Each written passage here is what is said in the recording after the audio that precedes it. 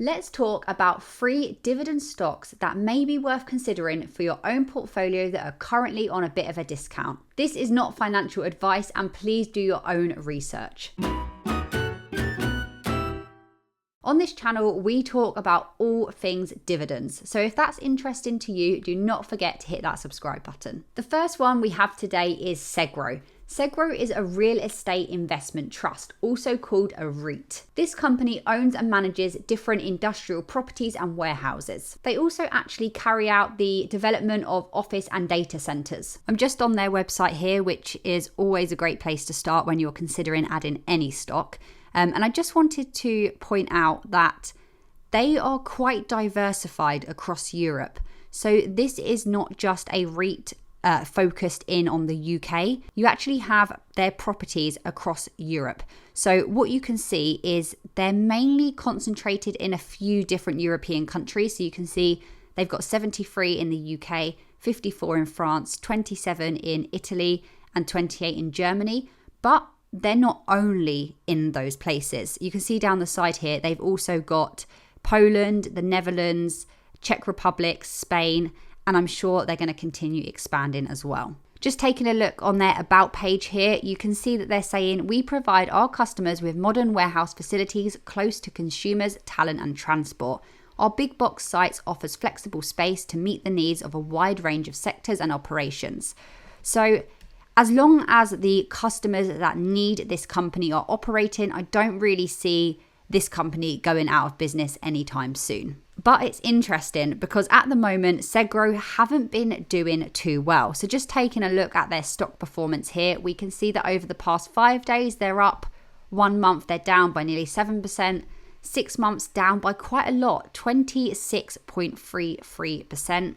Expand it out to year to date, and that just grows. They're down by 45%, 1 year just over 46%, 5 years they're up. But if we max it out here, what we can see is that since the peak here in January, they've just been on a bit of a downward turn, and they do look to be quite volatile, and you'll see that in quite a lot of REITs. They had a nice run from 2011 all the way up here to 2021, but then they've been dropping ever since, and that could suggest that now is quite a good time to buy, because as you can see, they're a similar price now as they were in 2020, early 2020.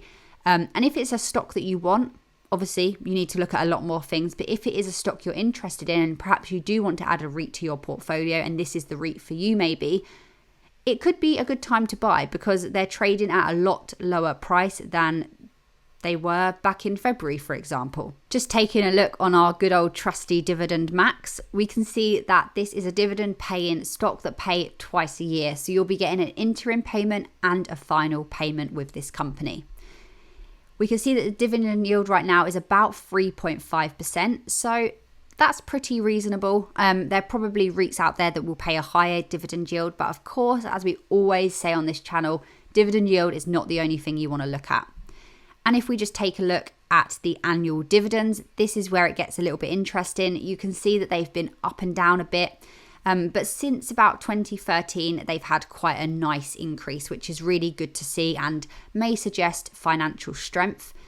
You always want to just, if you're looking at this chart and the bars are quite close together, you do want to just scroll down and take a look at these numbers in a bit more depth in case you've looked at it, you've thought that it's increased, but actually it's decreased ever so slightly. So this just backs up what we just saw. Since 2013, they have been able to increase every single year, which is a good sign. But before that, they were a little bit all over the place. Dividend Max also only shows from 2006 onwards. So if a stock has been increasing their dividends longer than that or hasn't been, you'll need to find that information elsewhere, just because it only shows up to from 2006, sorry. Having a look here, it looks like the 2 months that this company will pay you are in September and in May, with the final payment being higher than the interim payment. That's quite normal to see, but that's quite nice. May and September spread out quite evenly over the year. Some dividend investors don't care about when they're going to get paid, whether they come in 4 payments, 2 payments, whatever months, doesn't matter.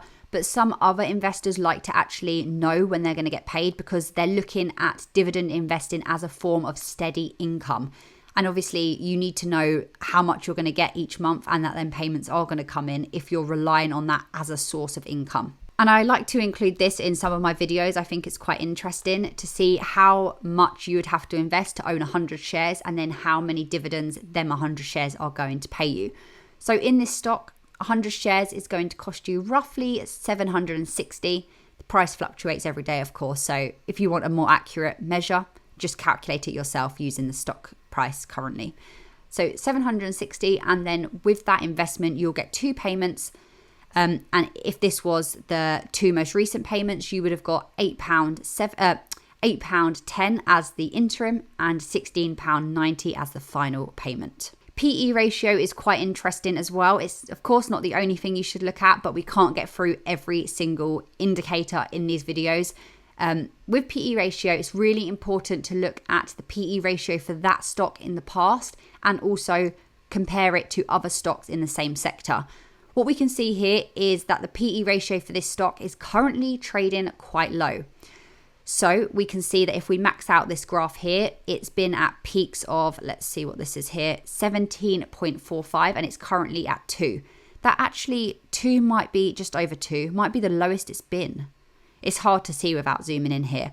But what this could suggest is that right now this is an undervalued stock and maybe a good buying opportunity. But that's really generalized, and you'll find arguments for and against PE ratios being high, being low. You just need to take it as one little thing in your overall research. So remember this PE ratio, and we're going to compare it to 2 competitors in the same sector. We'll look at British Land. So let's take a look at that now. Again, we'll max it out. That's weird. It's given a big gap. Okay, for some reason that was being a bit funny, but we'll just look at it over the last 3 years. British Land is coming in higher at just over 5.6, and let's look at Big Yellow Group as well, currently at 4.1.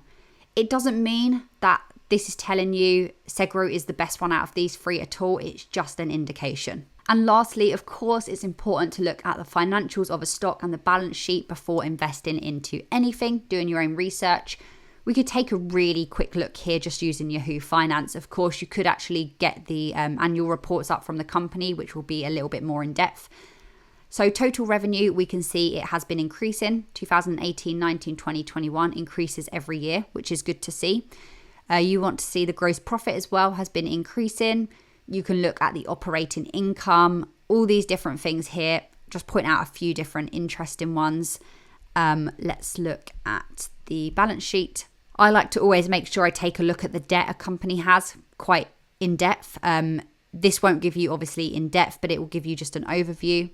So we can see that the net debt actually decreased between 18 and 19, then it increased and increased again.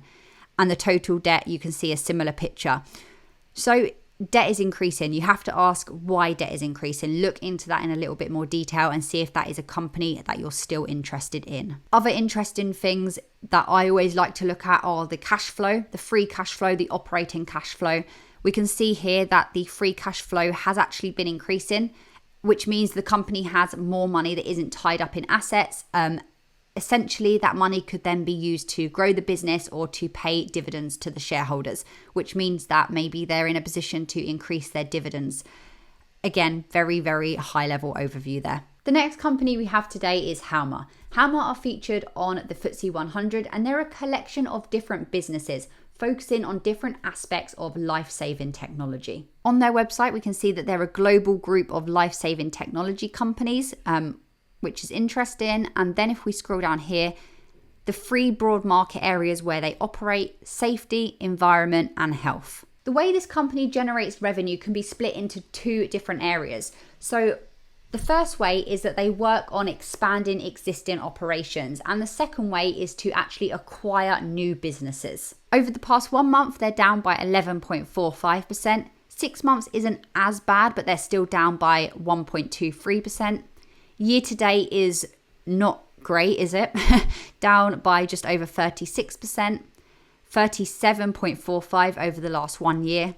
5 years is a much better picture, up by nearly 60%. And if we max it out here, this is why this stock may be a current buy for some people, depending on if you want it in your portfolio. For full transparency, it's not one that I have or one that I'm really looking to add, but that's just a personal portfolio decision. I I do think it's still a good stock, but I haven't done that much research into it, of course, because I'm not really considering it for my own portfolio at this stage. But let me know if you have this one in your portfolio. But what we can see is that they've had quite a nice run. They peaked around this time last year. Well, actually, it's 27th now, and the 3rd, but a similar time. And then they've dropped, and they're sort of bouncing at the moment. Will that bounce turn into maybe another peak? Will it carry on going down? I don't know. It doesn't really matter if you want it for a long-term investment. But of course, I'm saying that they've had a nice run and now they're down. But if you zoom out any stock and zoom in any stock, you'll be able to see the peaks and troughs clearer. And then you zoom out and it looks like a nicer curve. It's always like that. If I zoomed into this area here, we would see a similar picture of it being quite crazy and volatile. But it's definitely discounted now compared to pretty much any time in the last 2 years. I'd have to zoom in to see exactly when, but yeah, it might be a good time to buy. Just like with the previous stock, Halma will also pay you 2 payments a year. Their dividend yield is saying here 0.9%. We'll fact check that in a minute. That seems quite low. Maybe that is right. And their annual dividends is very nice to see. We can see that this is a company that have been able to increase their dividend yield year on year for a very long time. And I actually believe that Halma is one of the dividend aristocrats in the UK. I just double checked and it is right. Halma's dividend yield is about 0.9%. So it is one of those ones that is pretty low, but equally they have been able to increase it every single year for a lot of years. So you'd have to decide whether that is something you want in your portfolio. Personally, I think a quality stock should come before a dividend yield. But let's just take a look. They're expected to pay on my birthday. Maybe I should add this one and get a little birthday payment. Anyway, they look like they pay in February and August, and they had October here. Okay, February and August it looks like anyway, but you can just check that. That might be a special dividend payment there. And let's just see how much you would have to generate some money. So 100 shares would cost you £1,990. And if we take the 2022 payments here, you would have got a final payment of £11.50 free and an interim payment of about £7.35. Again, just like we did before, we can take a quick look at the financials of this company, but I just want to point out some things before we actually dive into this. Halma have been able to rise their profits for 19 years in a row and have compounded at the rate of 11% per year over the last decade. So that alone is quite interesting, and that alone shows quite a strong stock. But on top of that, they have actually been able to increase their dividends year on year for 43 successive years in a row. That is quite impressive. And to be honest, there's not many companies in the UK that can say a similar thing to that. There are definitely American companies that have increased year on year for many, many decades. But in the UK specifically, this is one of pretty much the only ones. There may be a few others that come to mind, but pretty impressive. Halma are one of these businesses that are basically producing non-discretionary, meaning essential products that customers are going to need regardless of how the economy is doing. And these are the sort of companies that tend to do well in a recession. They are also selling to highly regulated markets, right? These are consumers that are not able to, or they really shouldn't, skimp on quality. Given what Halma are actually producing and selling, they've kind of got some control over how much they charge. Unless there's a direct competitor that comes along and can offer these products for cheaper, then the consumers don't really have a choice but to pay what they're asking, because one, the products are necessary, they're non-discretionary, and two, they can't skimp on the quality. They need to be able to know what they're getting, and it's going to be the highest quality, and they're probably going to pay a premium for that. And I think this sort of company offers a degree of shelter when the macroeconomic market is not doing so good. A little bit of a buffer in your portfolio, if you will. So anyway, with that waffle said, we can see that the total revenue has dropped between 2020 and 2021, but then it increased from 2021 to 2022. And of course, you could take a look at gross profit as well and dive a little bit deeper. But one thing I wanted to point out was their debt. So let's just go on to the balance sheet. So the total debt and the net debt here, we can see they're next to each other, which is quite nice. But this company doesn't really have any debt on the balance sheet. They don't really have any money for outgoings, which is quite interesting because, of course, that means that they have more money for their shareholders. And we've seen that by the way that they can increase their dividends year on year. And again, just taking a look at free cash flow here, they have increased their cash flow from 2020 to 2021, but a bit of a decrease from 2021 to 2022. I actually wonder when the 2022 report was produced. I might actually look at that in more depth because this is definitely an interesting company that I want to learn more about. We can see the capital expenditure, we can see any repayment of debt and repurchase of capital stock, which obviously will all tie into their financial report as well. The last stock on the list today is Cranswick, which is a FTSE 250 company. They produce and supply premium food to UK grocery retailers, the food service sector and other UK and global food producers. You can look on their website and see all their different products and learn more about their story and all of that stuff. And of course, they have an investor page, as all of the sites do. But I wanted to point out that they primarily focus on the UK market.